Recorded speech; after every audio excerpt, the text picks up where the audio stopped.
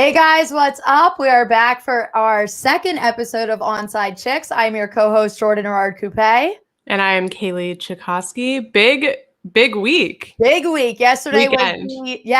yesterday was the deadline for the franchise tag. So there's been a lot of big names thrown around, a lot of big headlines, but I think we can all agree that the biggest thing that happened this week was Dak Prescott finally getting the long-term big contract that he's been waiting for. So why don't you start us off? Tell us a little bit your thoughts on that. Yeah, I thought it was actually kind of funny because I saw your tweet about how nothing was happening. And I think it was Diana Rossini who was like, it's next week's going to be a bloodbath and the calm before the storm kind of stuff. Yeah. And it definitely was. A lot of things happened, but Dak Prescott, this has been a 3-season saga now of, is he going to get this long-term deal? Is something going to be done? Is he going to walk? Last week we were talking about landing spots. We're talking about Russell Wilson to Dallas. So yes, a weird, turn of events. I don't want to say I'm surprised, but I am surprised that it happened this early in the offseason, this quick. I did not expect this right now. I kind of expected that this would drag on a little bit longer. I don't know that I thought he would walk, but I definitely expected Jerry Jones to hold out a bit. I don't know. Were you surprised? I was surprised because Jerry Jones loves drama and he loves the storyline and he loves teasing the media and he lives for that kind of thing. So the fact that it happened as soon as it did really surprised me. I did kind of have a feeling that it was going to happen. And I've said it a couple times, I did not want to hear about Dak Prescott, another franchise tag, and they did kind of do the slight backdoor franchise tag, but I agree with why they did that. So pretty much, so we never do have to go that route again. Yeah. But no, it definitely came out of left field. And it's a lot of money. It's, first of all, okay, and we can talk about, I think both sides won in some way, right? This was a very even deal where I think sometimes you see either the team gets gouged or the player gets gouged, but this is a pretty fair deal, right?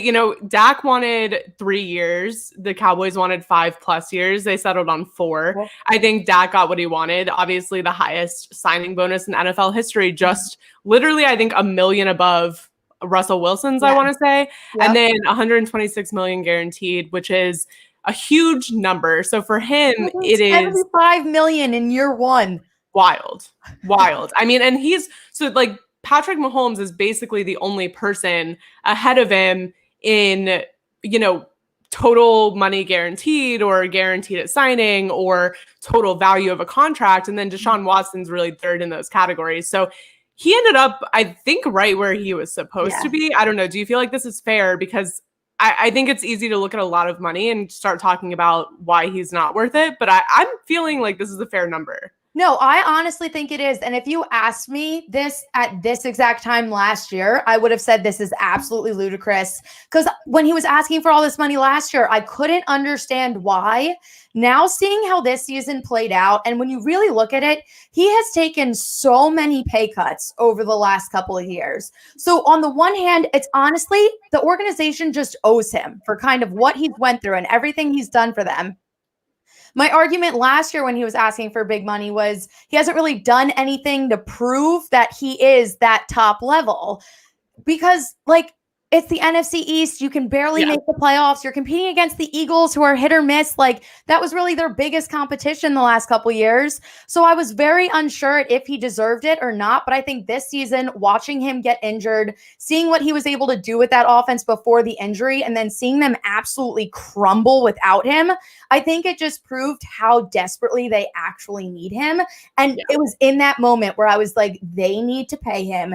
He is the least of their worries. Having that team rallies behind him. So this is someone you can build around. And I think it was the smartest move for them. Yeah. And I think that's a good point because, given the state of the NFC East last season, had he been healthy, their team would have taken it. And they would have run away with that division. Now in the playoffs, it's a whole different conversation, but they were far and above those 3 other teams right up until that moment. And I think you just see how stark the difference is between the Dallas Cowboys with Dak Prescott and the Dallas Cowboys without Dak Prescott. And I think you look at somebody like Jared Goff, somebody like Carson Wentz, right? These are all guys from that 2016 draft class.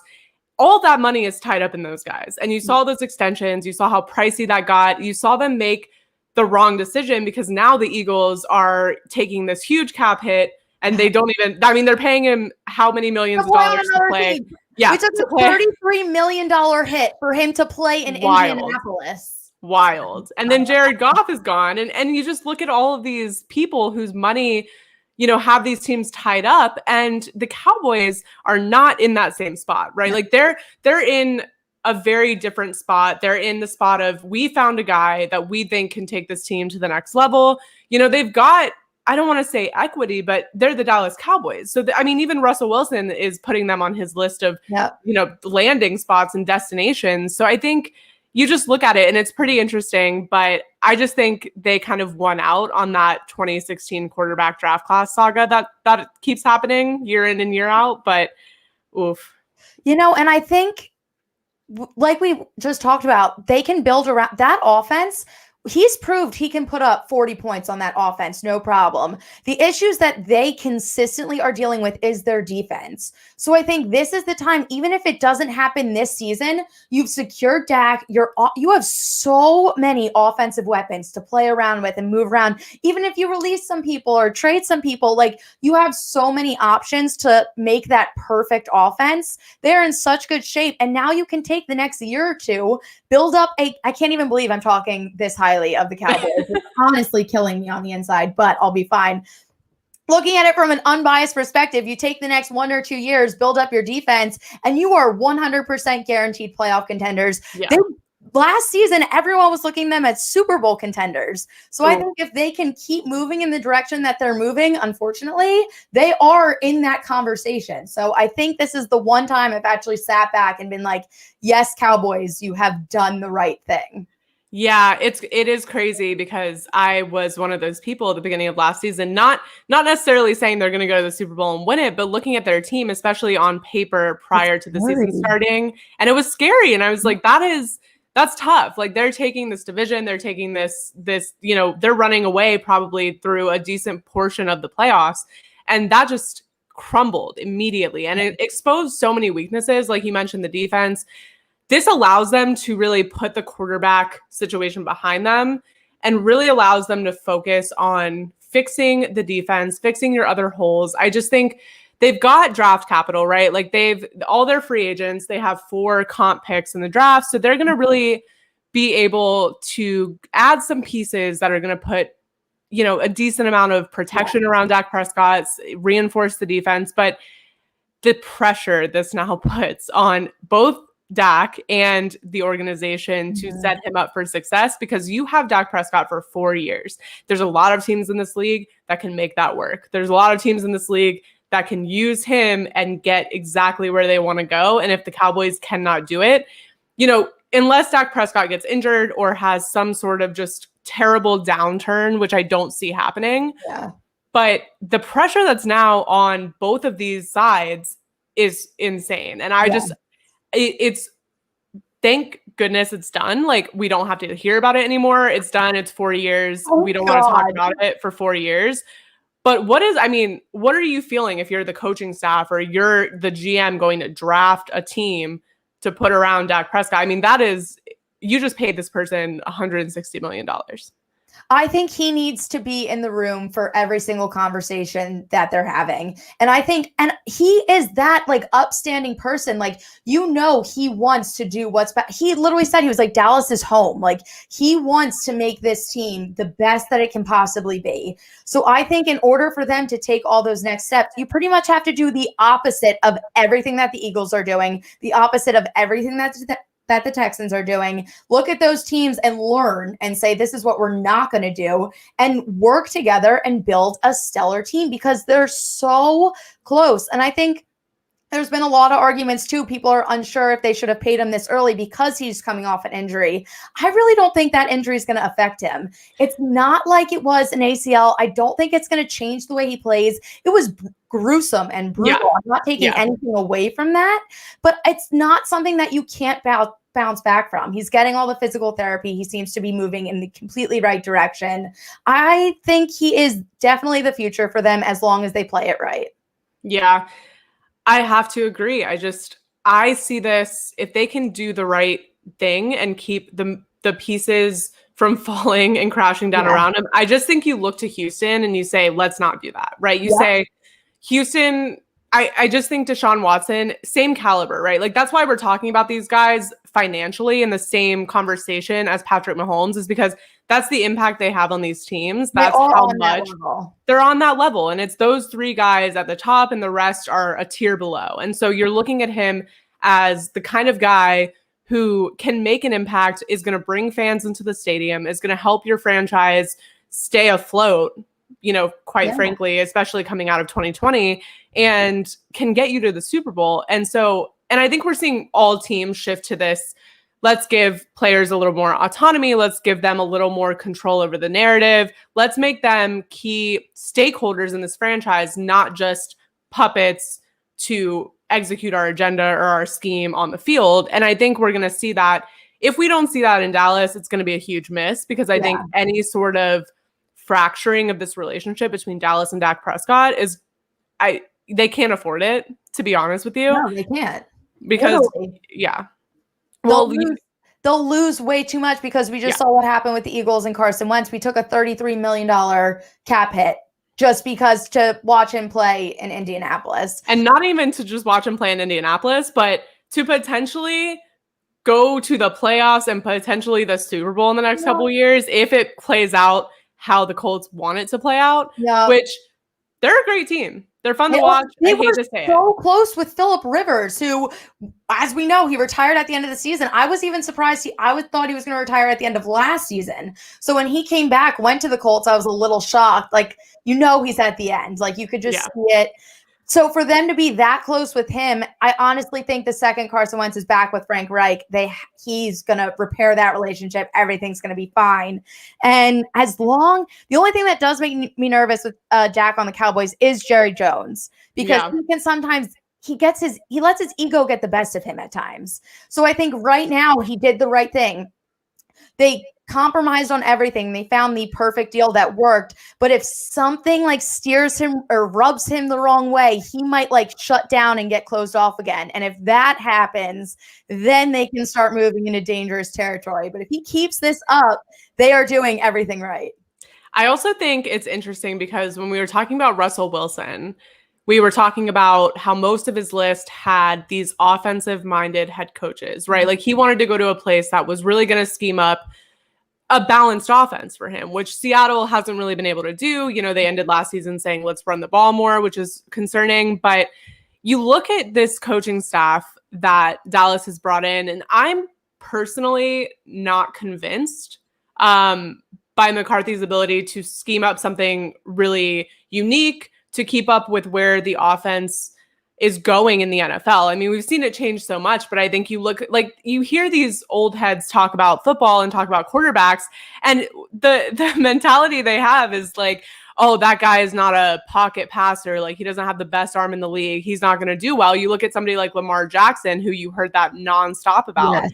Obviously not accurate, because he's a fantastic quarterback, but I just think the game is changing so much. Offensive style is changing so much.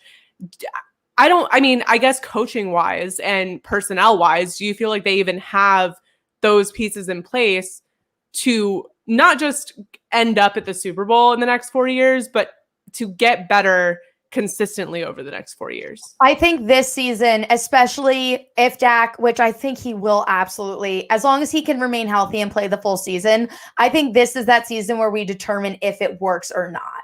Because they have so many tricks up their sleeves. They have their entire offensive roster. They don't even really have backups. Any of their third string receivers could be wire runs anywhere else. Yeah. So it's even crazy to look at it that way. So I think as long as they can, it's going to be all about communication. That's really what it keeps coming back to. As long as they give everybody a say, we see these young coaches come in and they're the ones, other than Andy Reid, he's like the exception. Yeah. Because and that's mainly because of his relationship with Patrick Mahomes.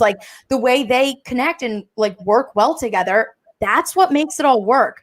So I think as long as he can kind of grow with the times and not get stuck in that, you're going to remain in the pocket, you're going to do this. And like, we're moving to a point in the league where each position, everyone can do a little bit of everything. And that's how you win. And that's how you keep growing. So I think as long as they can grasp that concept, they're going to be fine.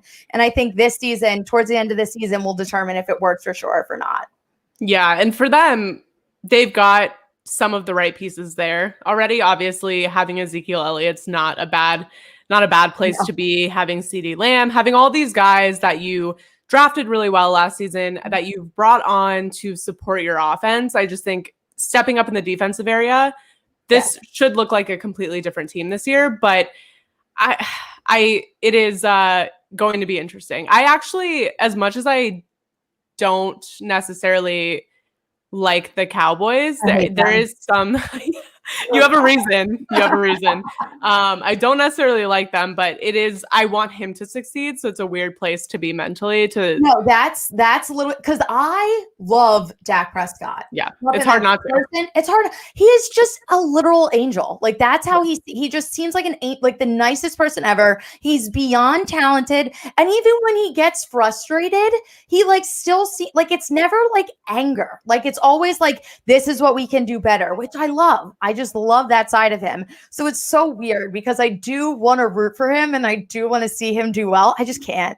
I literally just can't. It's not in me. That's why I didn't want Russell Wilson. That's why I was kind of hoping Dak would leave so I could like actually root for him like regularly. But yeah, here we are. I'll still wish him the best. Just lose to the Eagles always. Yeah, I think it's fun because Russell Wilson, you just have no idea. Like if he were to go somewhere else, it would change so many people's opinions and I guess feelings toward him, because right now I just don't know a lot of people that compete in that division with their teams that they root for. So, you know, when I see things about Russell Wilson, it's always positive. I think he's another guy. It's really hard not to like him. It's hard not to say amazing things about him. But if he were to come and play, I mean, I definitely don't want him in the AFC South. I'll say that. So, and I don't think anyone wants him in their division. But yeah, I mean, Dak Prescott, I mean, in Dallas for 4 years, so we don't have to talk about it. And that's great. And that's all I'm going to say about that is thank goodness, because for 3 years, this whole whirlwind drama has just sucked the air out of NFL free agency. Yeah. And I think, honestly, it's going to take 4 years for the Eagles to rebuild and even have a chance anyway. So it's fine. I've accepted it. It's totally fine. Good luck, Dak Prescott.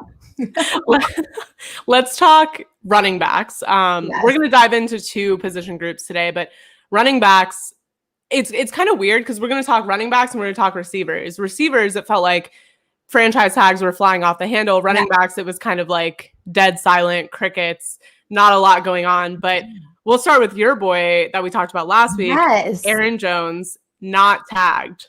Give me your first impression of what's in the future for Aaron Jones. So honestly, we literally talked about this last week where I pretty much came to the conclusion it's next to impossible for him to stay in Green Bay.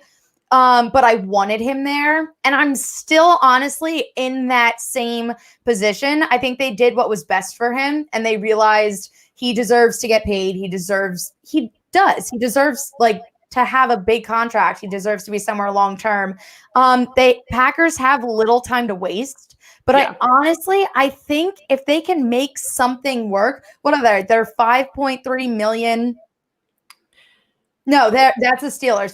So I honestly think he can go to the Steelers or Miami because the Steelers are 5.3 million under the cap and Miami is 24.4 million under the cap. So I think those are his top 2 landing spots, which we talked about last week. But Green Bay is 9.6 million over the cap. So they would have to do a lot to rework and make it happen. And I think at the end of the day, they want him. And I think they kind of need him. But it's just, I don't know if it's feasible for them to actually move that much around to keep him there. Yeah. So it's a weird thing. I see them like trying, but they have no time to really waste because we have a week. March 17th is when it officially starts. And I think he's going to be one of the ones that gets swooped up instantly because there are, like I just said, Miami and the Steelers, teams that could really use him and they have the money to spend, especially the Dolphins. to actually get him and keep him long term and give him what he deserves. So it's going to be an interesting week. Yeah, I honestly, this is a win for him just at the end of the day. Yeah, I mean, he's a 26-year-old running back. You saw what he did last year. I just think that he's capable. He's probably the most versatile back on the market right now. He's just a guy that can catch passes out of the backfield. He can run the ball up the middle. He's a very like shifty dude, and he's probably the number one running back in free agency right now. All eyes are on him. So this is really a win for him because so the rumor right now is that the Packers offered him just under $10 million a year, right? So that's to put that into perspective. McCaffrey is making $16 million. Elliott's making 15. Kamara is making 15. You've got Dalvin Cook, Derrick Henry, Joe Mixon, all sitting around 12, 13. But they've got a week to get a deal done. They want him. I just don't even think that it's going to be possible. No, because they'd have to give up. Yeah, they'd have to give up way too much. And they're not really in a position to do that because they have such few like stars. And for them to be able to pay him, it's not worth giving up the few pieces that they have in order to keep him because then they're in the same position. Yeah, they're it really is like there's a ceiling there, right, on the Packers and what they're able to accomplish.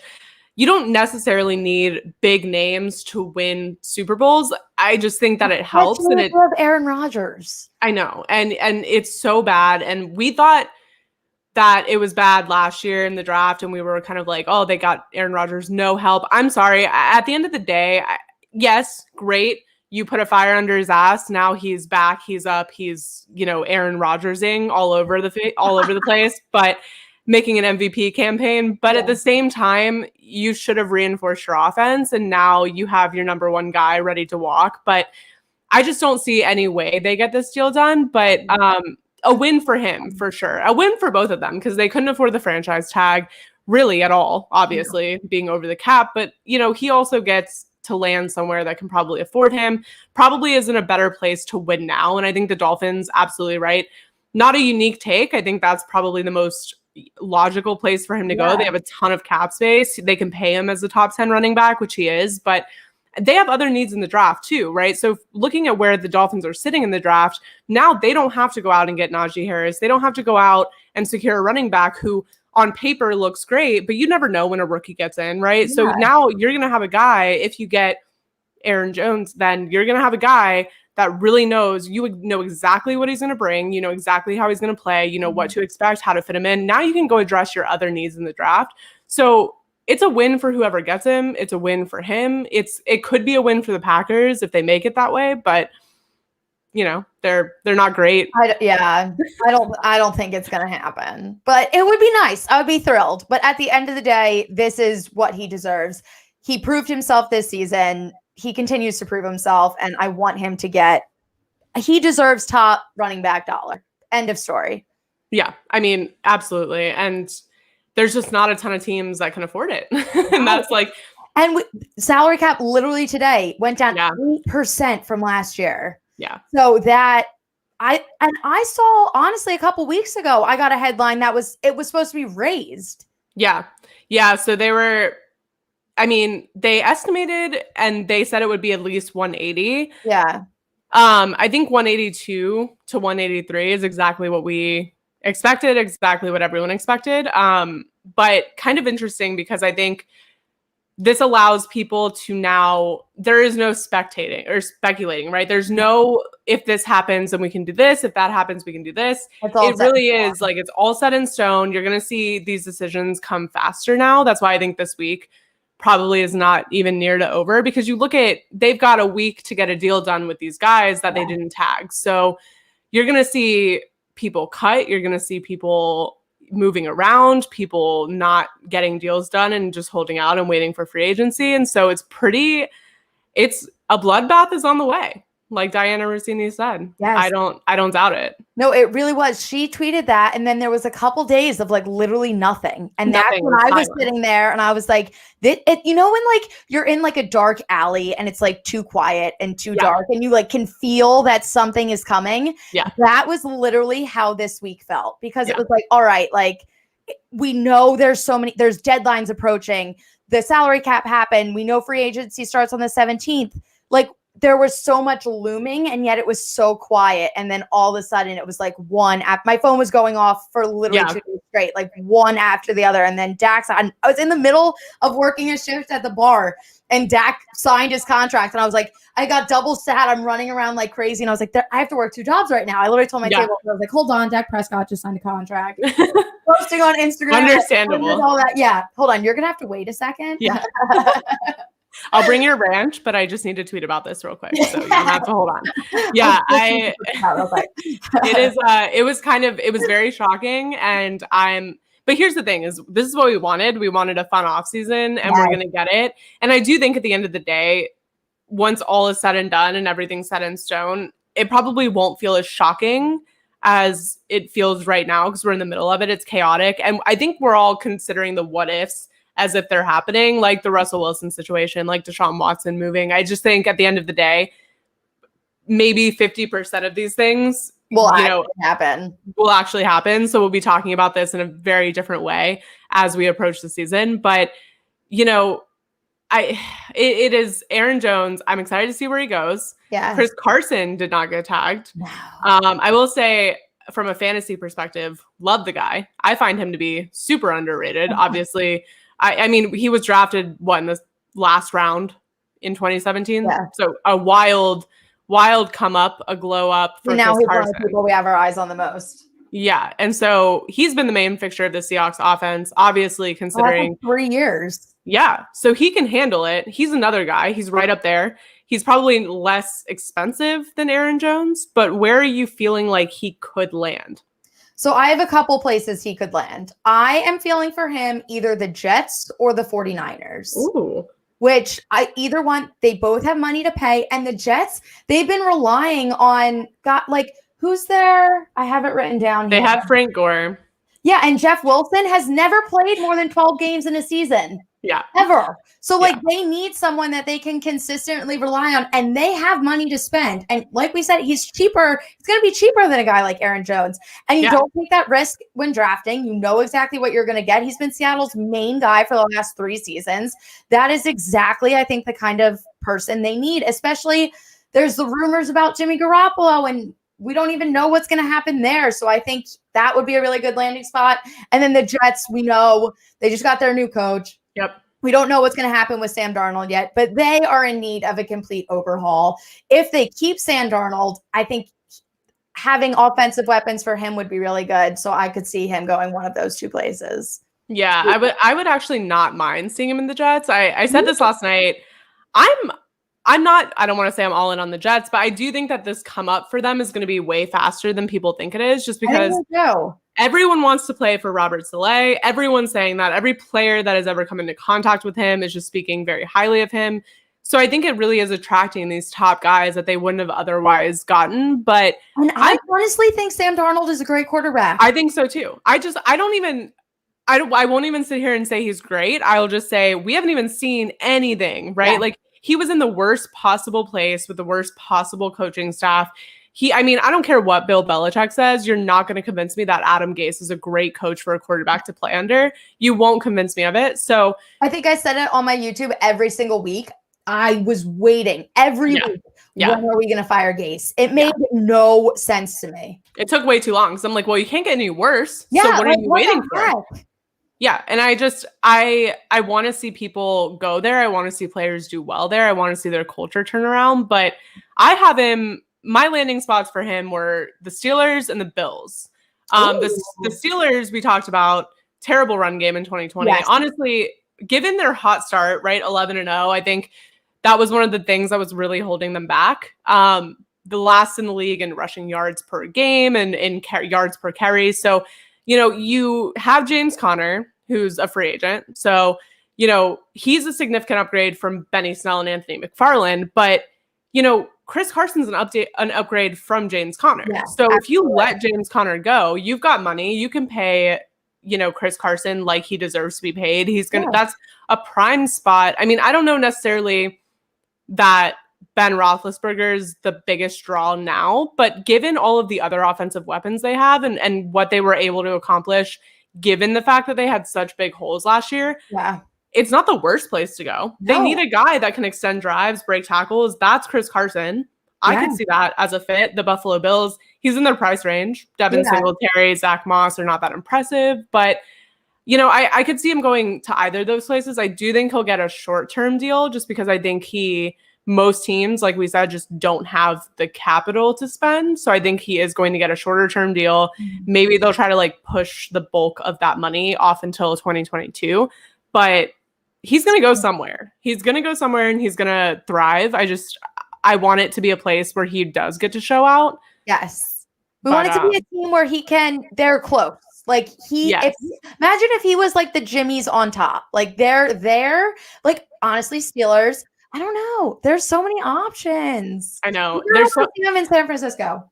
Yeah, San Francisco is a weird one. We will dive into teams, and I think that's probably a good one to dive into at some point, but they've got so many questions, so many unanswered questions, so that actually could be pretty interesting. But no, they're teams I feel like this year are one end of the spectrum or the other. They have plenty of salary cap and they know exactly what they need to fill and they're ready to go do it, or they have no salary cap and too many choices to be made and not enough time and not enough money. And there's not a lot of in-between teams that are just kind of like, yeah, we need a few things and we have enough salary cap for it. So it's either one extreme or the other. I honestly feel like we're going to have one of those seasons, especially just with how weird and unpredictable 2020 was. And even in 2021, I don't think we're going to be back to complete normalcy. I think we'll be much closer, but like we're moving in the right direction. I have a feeling this is going to be one of those seasons that's filled with teams that kind of come out of nowhere. Oh, yeah. Like the Bills this season. Like I knew they were going to be good. Honestly, I think I had them going 12-4 and they went 13-3. So like I knew they were going to be good. I just didn't know how good. And the Dolphins, they didn't make the playoffs, but they were right there and people weren't expecting to see that out of them. I feel like it's going to be we're going to see more of that. Like teams that you're not totally sold on that just kind of come out and are like, look, we're here too. Especially because looking at the teams that are under cap and have money to spend, it's teams that, like you said, like they are moving in the right direction and they're teams that we're not used to like seeing in playoff conversation, and they now have this extra money and they can make moves and pull things together and end up making a run. Yeah. So teams go through this cycle, and that's a good point, is teams do this thing, especially when they're trying to rebuild and they're doing it slowly. They go through this 3, 4, 5-year cycle where they get draft capital for the future. They really kind of stockpile their options and all of their moves that they can be made. And this is where a lot of those teams are completing that cycle, right? We see a lot of teams with a ton of draft capital, a ton of cap space. They've planned for this year. They've planned to make moves this year, but it's fun because there's more than one of those. The Jets are one of those. We've just seen so many, and it's going to be interesting because I want to see some of these teams come out of nowhere. Like the Jets, I'm just rooting for them, but this is a question for you. Oof. I don't know. I want to say no, just because they have a ton of draft capital. So I think they are going to try to go cheap and young. They do have plenty of cap space, so I could see them signing one major guy. They franchise tagged Cam Robinson, so obviously looking out for Trevor Lawrence. And that's obviously the assumption that they take him at number 1. Yeah. You now have a left tackle franchise tag to keep him safe, which is a notorious problem, is the O-line in Jacksonville. We spent 10 years building the O-line in the draft and we still had a terrible O-line. So it is, I don't think they'll make any good huge moves. I'm honestly not that impressed with any of the moves they've made up until now. So we'll see, but I hope they make one big move, because I think the thing that the Jaguars lack is big names and actually taking the risk and jumping in with both feet into these guys that are worth the price.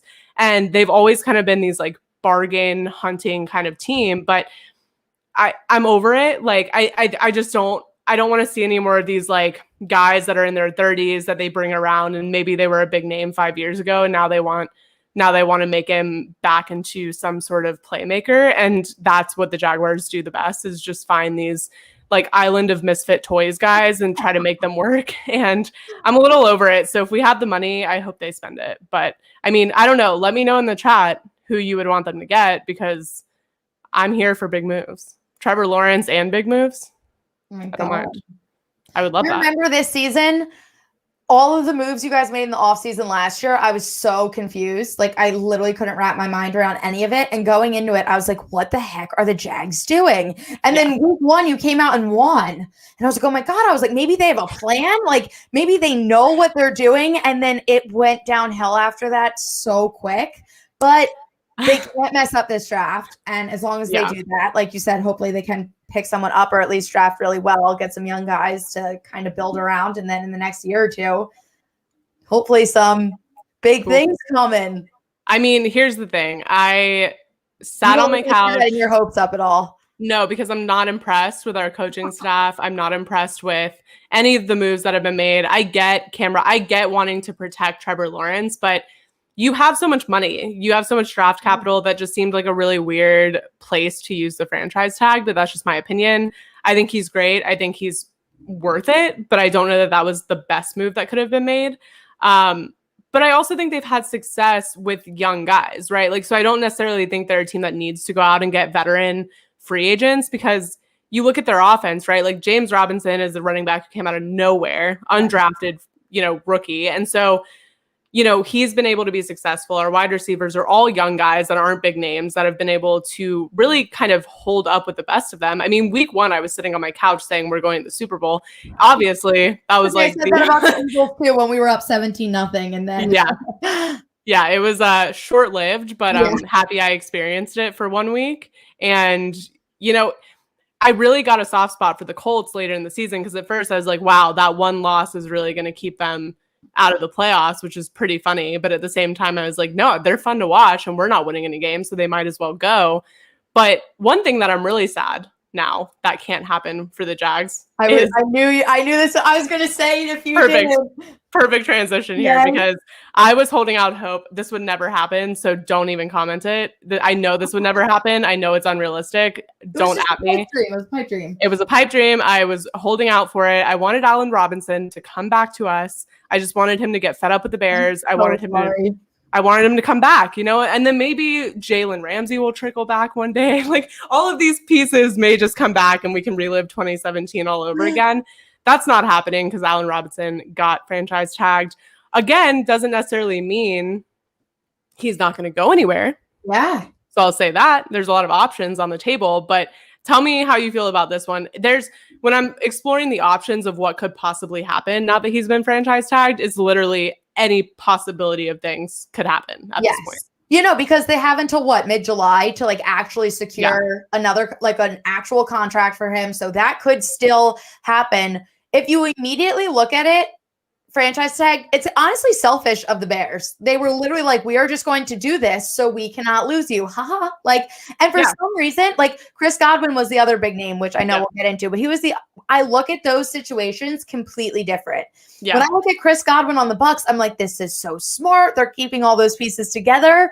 For some reason, when I look at Allen Robinson getting franchise tagged on the Bears, it seems selfish to me, because he is so talented. If he hit the market, he would have been number one. Everyone would have been fighting over him. He would have gotten big money from a team that really, really needs him. And the Bears need him, but they are so far from being where they need to be. Yeah. Their quarterback situation is so unsteady. We saw Mitch kind of getting it together towards the end of last season. I still don't really have faith in him as a long-term guy. You can totally put all your eggs in one basket. So I don't know. I hope honestly that they can figure out a contract for him, and then that would make me feel a lot better about this. But my immediate gut reaction is this kind of sucks. I agree with you. But I also think it does suck, right? Because I don't know that a lot of teams are going to come in and give 2 first-round picks for Allen Robinson in this year's free agency. Yeah. I think that's the big caveat, right? It's this year. It's a tough year. Everyone's broke. Everyone's uncertain. People who need him don't necessarily have the cap space to go get him. But I do think we will get to Kenny Golladay, by the way. But I do think that it's pretty interesting because at this point, like you said, they have until July 15th to get a long-term deal done. He's on tender. So any other team could come in, offer him a deal, and if they can't match it, he's gone, right? Like I said, I don't see a lot of teams coming in with 2 first-round picks ready to swoop up and save the day and get him out of Chicago. But at the same time, someone could. I mean, I don't know every team's cap situation off the top of my head, but I'm sure there's a handful of teams. You don't have them all memorized? How dare you? I know.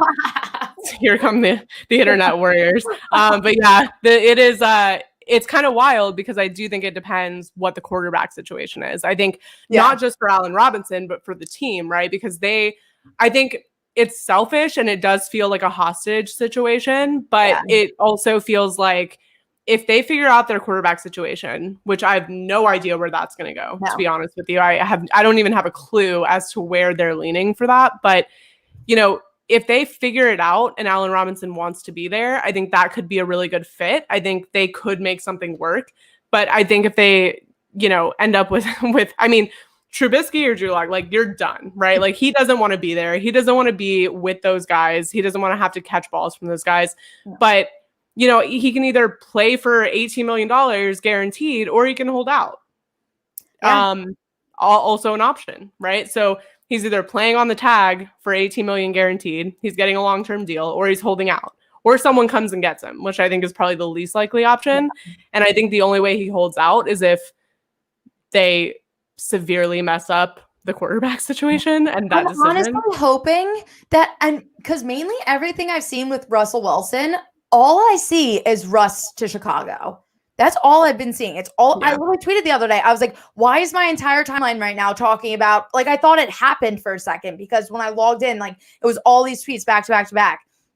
So I'm honestly kind of hoping that maybe there's some conversations going on that we haven't even really seen yet. Like maybe they're talking to him, like they franchise tagged him to keep him. They're trying to get Russell Wilson. So they're saving that money for right now. And then they'll figure out something later. So maybe they honestly have something in the works that like we don't really know about yet, which then it would make me feel a lot better about this. But it's just weird for right now. Like he was third, the last 2 seasons, he's third in total receptions. Like he's a beast. He's a baller. So it's weird to just, like you said, it's a hostage situation, like holding him on this team that as of right now, they had like a weird almost playoff run for like a hot sec, but like they won like 5 games. Yes. No, it was like this. I was like, what the heck is going on right now? But it was very short-lived, did not last. And I don't see them coming out and just being absolutely great this season unless they can figure out major pieces. So this is a big question mark to me as of right now. Yeah, and their like on paper situation's pretty terrible. Just given their cap situation, their draft capital for the next few years.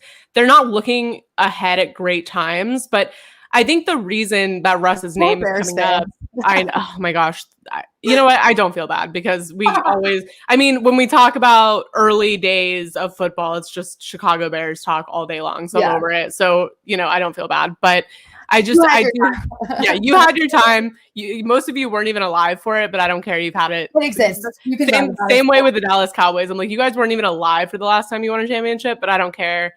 Don't care. Don't want to hear about it. But yeah, I just think Russell Wilson listed those 4 teams. Well, Dallas is out, right? Yeah. New Orleans is pretty much out because they still have $50-60 million over the cap to figure out. They've got to let pieces go. They've already started releasing guys that they released Emmanuel Sanders today. I get it because I get it. Figure out money, but that stinks. Yeah, that sucks. So, I mean, the Bears are really the only option if Russell Wilson's not bluffing and if he is actually going to walk or try to walk.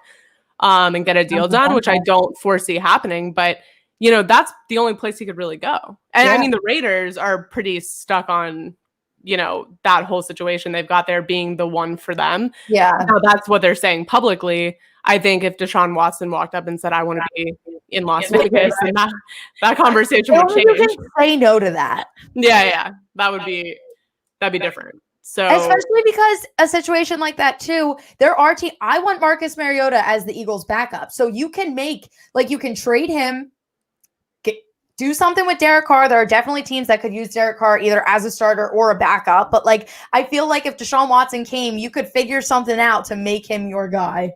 Yeah. Especially if you're the Raiders. Yeah, I think it's interesting too because either Deshaun Watson holds out is what I hope. I don't want him to play if they're not I don't know. I don't want him to play for the Texans. I just think he's too good for that. I think the situation. Yeah, I'm not happy with what they've done on his part. So I don't know that he'll move, but that would be fun. Him in Las Vegas would be fun. But I think that's the only way they get rid of everything they've got going on there, because I mean, they're gonna have to give up a ton. I mean, not just draft picks, but I mean players, right? Like I don't know that he's necessarily going to change their situation right off the bat. They might be better just to wait and feel it out and see what they can do. But I don't know. I do agree, though. I think this feels like a hostage situation, and Chris Godwin feels like a fun, loving, heartwarming story of the band staying together. Yeah, he's like, winning is a part of happiness. Like, like he was like, I wouldn't want to go somewhere and get a couple extra $1 million to just be subpar. Like, they are living, and like with the way it's looking and the way that entire team, Mike Evans was saying it too. Mike Evans was like, I'd take a pay cut to keep everybody together. Like, that whole team is like, we are just having so much fun, and we love Tom Brady, and we want to win another Super Bowl. And like with the way they're looking, they could run right back into the Super Bowl. Yeah, this is like kumbaya around the campfire. Like yeah. And that's the thing, though, culture. And that's what makes these two situations absolutely different. Exactly. Like and that's why I wish that the Bears figured out their quarterback, or did something to make him feel comfortable there. Like, here, we're trying to get there. But like, for them to lock him in, like, we can't get rid of you right now. And then to like not have anything to really look forward to. Like, imagine him looking at Chris Godwin right now. He's probably like, I want to feel like that. I want to be proud of my franchise tag. Because it's not like it's $18 million. Like, it's not a bad amount of money. Like, it's a lot of money. It just, when you look at it's the same situation as Deshaun Watson, right? Yeah. Like, it's a different position, but it is the same situation. Yeah. And it gives me the same feeling in my heart, which is not good. And I feel he is so good. And I watched him play firsthand in person. I rooted for him for many years. I just think that he is way too good to be in this situation. And when you think about your prime, you think about wasting years, like JJ Watt said to Deshaun Watson, sorry, we wasted your years.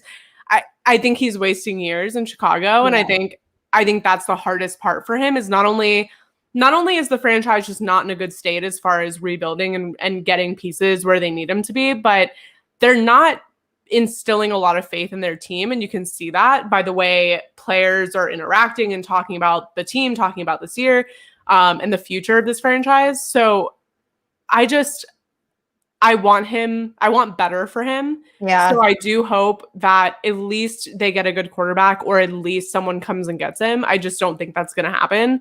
But the quarterback situation kind of seems like inevitable. Like, they have to figure it out, or what? I don't know.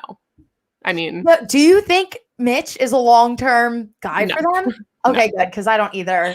No, I thought it was actually humorous. Remember when Mitch Trubisky was getting drafted and everyone was like, he's the number one quarterback in this draft? And I'm like, you're delusional. Yeah, no, on crack. Yeah, that's not it. That's not it. You're wrong. And everyone's like, see? And like, he came out. He didn't look terrible in his NFL debut, especially the first few weeks. But then, oof, it got rough real fast. It's a hot mess. And it's not like, because you have a guy like Allen Robinson, like, it's not like you have nothing. Like, there's enough there to make it. It's not it, Chief.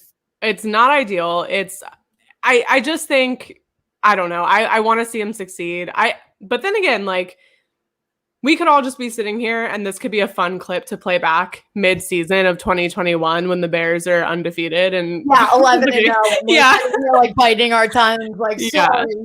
Yeah, it's weird though, because I think 2020 was hard to predict because we didn't have preseason. We couldn't see anything. There wasn't as many moving pieces because of the uncertainty around the season. Now it's almost the opposite. There's so many moving pieces that we have no idea what these teams are going to look like next year. Like, all of these powerhouses, like, I'm not even saying the Bucks. I think you're right. I think they're retaining so many pieces where it seems like it's logical that they could make another run. It's probably inevitable that they make another run deep into the playoffs.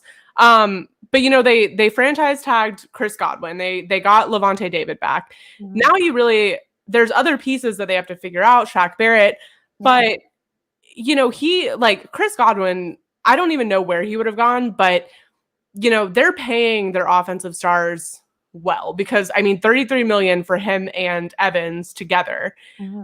That's great, but at the end of the day, your defense and your line won you that Super Bowl, not your offense. Yeah. So as great as it is to pay these offensive guys, there's probably guys on the defense that you should be a little more concerned with. Yeah, because they wouldn't even have made it past the NFC Championship game if it wasn't for that defense. Oh, they looked not great against Washington. They looked not great against the Saints, not great against the Packers. So, all through the playoffs, their defense kept them in the game, right? Like huge defensive plays, takeaways, turnovers, pick sixes, like putting them in positions to win, giving them better field position.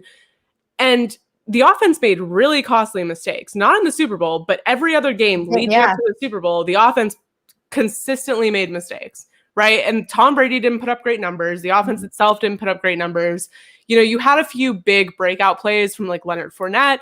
You had people stepping up, Cameron Brate, but it just wasn't the offense that won you a Super Bowl. The offense sat back on the bleachers and on the bench and said, we're done halfway through the Super Bowl, right? Because they didn't have to do anything else. Yeah. So I'm interested to see what teams fall from the throne in 2021 and what teams come up from the bottom into the playoffs. Because I think that's going to happen. Oh, absolutely. And because going into last season, like you said, there was no preseason. I was making my predictions and I was like, I feel blind. And I thought that was a lot. Going into this season, I genuinely don't know what the heck we're about to witness. And it's not even close to being over yet. Like this offseason, there's still so much that is going to happen. And I honestly think we're going to look at this league like going into this season and it's going to feel so different than even this past season. Like another segue, we also still have to see where Kenny Golladay ends up because he was not tagged. He was not. Yeah. But this makes sense to me though. Am I insane? No, I think and he deserves money. They have it, but like I think they just got Jared Goff in. I literally think they just want to start fresh, which makes sense. Yeah, I think they're also not willing to fully tank and rebuild from the bottom, which is why they bring a guy like Goff in, because he's going to look good enough so your players believe you're trying to win games and your fans believe you're trying to win games, but he's not going to win, right? Like he's not going to get you to the playoffs. He's just going to get you close enough, especially with that team, right? Because you look at the Rams and what they have both on the defensive side of the ball, but also on the offensive side of the ball. And it makes sense why they were really a contender for a decent period of time, right? That makes sense. Now, this doesn't make, the Lions don't make sense. And I don't know what they've got up their sleeves if they're planning. I just think they are trying to rebuild and they're trying to let it down easy. And I don't think they want to fully go Jaguars and win one game in the entire season. But I think they want people to show up to games. They want their team to show up to games. They want people to play at 100%, but they want to get draft capital. Yeah. And I think that seems like a consistent 8-8 team to me. Like I can see them doing fine, but like for years, like they're going to be 8-8 for like as long as the future can like hold, because I really don't see anything great happening. Yeah.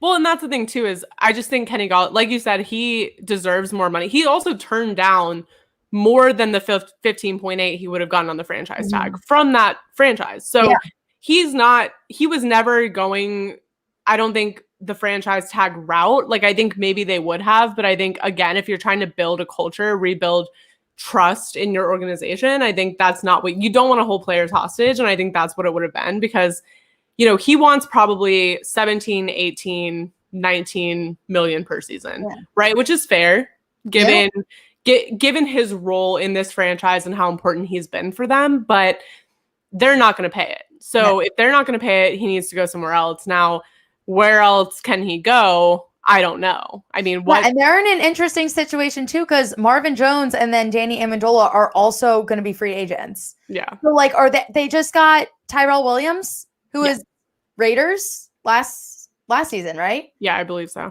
So they picked him up, but like, I don't know. Are they just gonna it? Because like Danny Amendola is good, but like not great. Marvin Jones good, not great. Like I just don't really. It seems like they're just gonna be average. Yeah. If they bring them back, I don't even know if that's actually gonna happen or if they're just literally scratching. Yeah, I mean that's the thing is I think when you look at Matthew Stafford as well, is everyone talks about his potential, which is kind of wild that you gave up so much for a guy that really has nothing but potential to offer. Because his stats on paper aren't that great. The team's record's not that great. Yeah. He's never led them to anything. But Jared Goff is also not the best either, right? No, so I don't Rams, even see. I don't even think the Rams would have gotten their Rams rely on their defense. Like that wasn't Goff. Like I don't know. He's just like a block. He honestly, I have a feeling he's going to have a very Phillip Rivers career. Everyone's going to know his name. But like, he's not going to achieve anything great. No, I agree with you. And I think Kenny Golladay is very good, right? Like he's very good at making those tough catches, making things happen, creating space and getting out into open field. He's really good about being creative, right? And making plays out of nothing.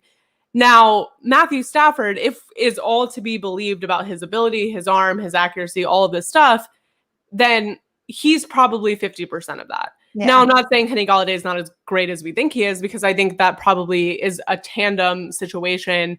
I don't think one exists without the other, but at the same time, I don't see Jared Goff's not going to make those throws. He's not making Matthew Stafford throws. He's not playing ball like Matthew Stafford is. And I think if you have Jared Goff, I don't think Kenny Golladay is going to be as successful, which for the team, you obviously want a player that's going to produce. You don't want to pay players that aren't going to fit your scheme, fit your quarterback, be successful. And I think for Kenny Golladay, you don't want to play with a guy. It's much like Allen Robinson. You don't want to play with a guy who can't make those throws and can't get you the ball and can't win games. And I think this is a win for both sides. I think it makes sense. I want to see where he lands. I think it'll be interesting. I wouldn't hate if he came to the Jaguars. I think I do like the feeling and the vibe of the Jaguars being this like ragtag kind of like young guy team. So maybe not an offensive guy, but if he was the offensive guy, I wouldn't mind that. Yeah. So, is that where you think he'll end up, or is that where you are like kind of hoping?